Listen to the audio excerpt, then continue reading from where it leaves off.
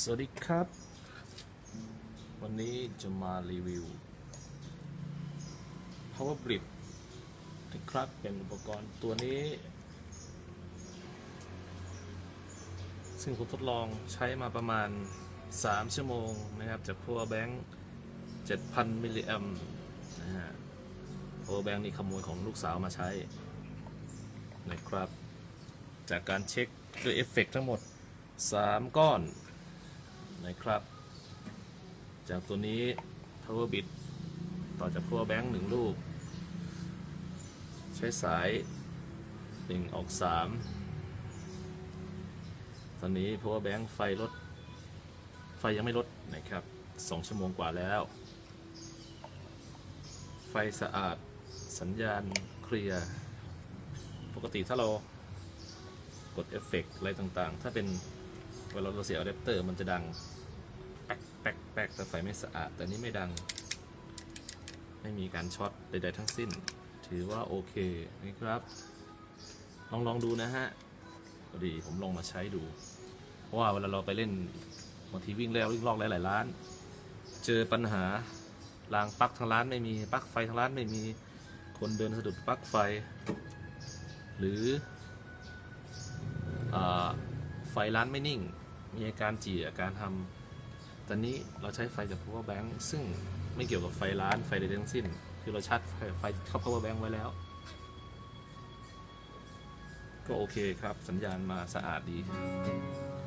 เอฟเฟกต์ทุกตัวทำงานเสถียรไม่มีอาการงงแงไม่มีอาการช็อตจี่ฮัมใดๆทั้งสิ้น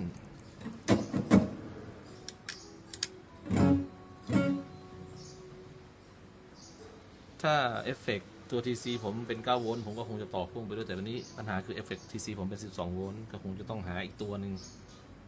มาปรับค่าเป็น12 โวลต์เพราะอันนี้มันสามารถปรับค่าให้เป็น9 โวลต์ก็ได้12 โวลต์ก็ได้นะครับจริงๆของเดิมมันจะเป็นสีดำๆตอนนี้ผมมาใส่เอาไอ้นี่มารัดแบบไร้สาระเฉยๆครับไม่มีอะไรมากนะฮะสัญญาณดีนะครับเต็มซาวด์เต็มครับ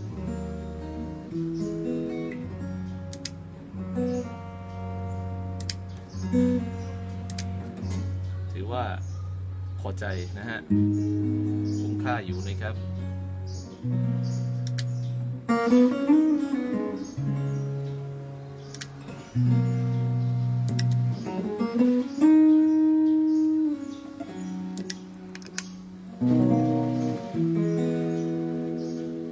เอฟเฟกต์ก็ทำงานปกติ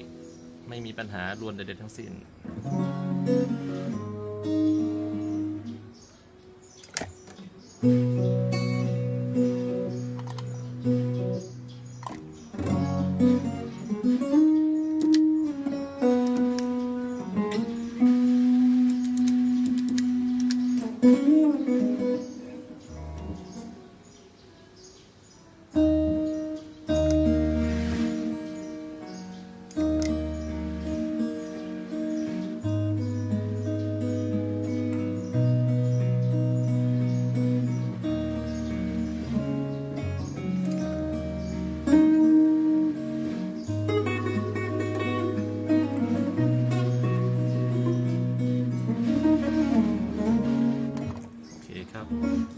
ลูปเปอร์ทำงานดีนะฮะคุณโคลัส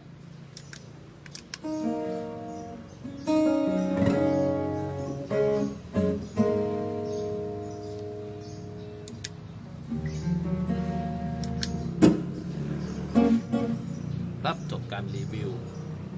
Power Brick ต่อจาก Power Bank ใช้เป็นตัวจ่ายไฟนะครับไม่ต้องไปเสียบอะแดปเตอร์ใดๆแล้วนะ